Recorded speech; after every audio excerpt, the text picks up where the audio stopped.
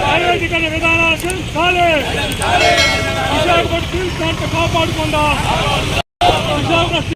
అమ్మేది ఎవడు రా, అమ్మేది ఎవడు రా, విశాఖపట్నం స్టీల్ ప్లాంట్ అమ్మేది ఎవడు రా, అమ్మేది ఎవడు రా, విశాఖపట్నం స్టీల్ ప్లాంట్ కాపాడుకుందా, విశాఖపట్నం స్టీల్ ప్లాంట్ కాపాడుకుందా.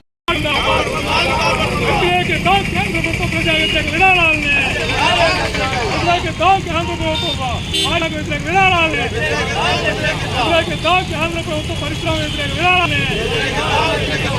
దేశంలో సామాజిక న్యాయం మనం నిలబడాలనుకున్న పబ్లిక్ సెక్టార్ అనేది చాలా ముఖ్యమైంది. ఆ పబ్లిక్ సెక్టార్లో ఇట్లాంటి బేసిక్ పరిశ్రమ ఏదైతే స్టీల్ పరిశ్రమ ఉందో, ఈ స్టీల్ పరిశ్రమ లాంటి పరిశ్రమలు అనేది మనకు లేకుండా మనం సాధించుకున్న స్వాతంత్రాన్ని కూడా నిలుపుకోవటం లేక కొనసాగించడం అనేది చాలా కష్టం. మనం ఉన్న పరిస్థితుల్లో ఆహార భద్రత అనేది ఉండాలి ప్రజానీకానికి. అలాగే ఆ జాతి మీద కొనసాగించాలని చెప్పేసి అనుకుంటే స్టీల్ కానీ వ్యవసాయం కానీ లేదంటే బేసిక్ పరిశ్రమలు ఏవైతే ఉన్నాయో వాటన్నిటికి సంబంధించి కూడా స్వావలంబన సంపాదించే పరిస్థితి మనకు ఉండాలి.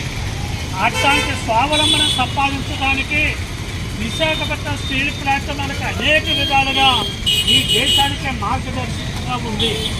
వాస్తవంగా దానికి కావలసిన పెట్టుబడి అప్పులు ఇవ్వకపోయినా, దానికి సొంత గనులు అనేది కేటాయించకపోయినా, లేదు దాని ఉత్పత్తి అనేది 3 బ్లాస్ట్ ఫర్నిచర్ నుండి ఒక ఫర్నిచర్ తగ్గించిన అది వేలాది మందికి ఉద్యోగాలను కల్పించి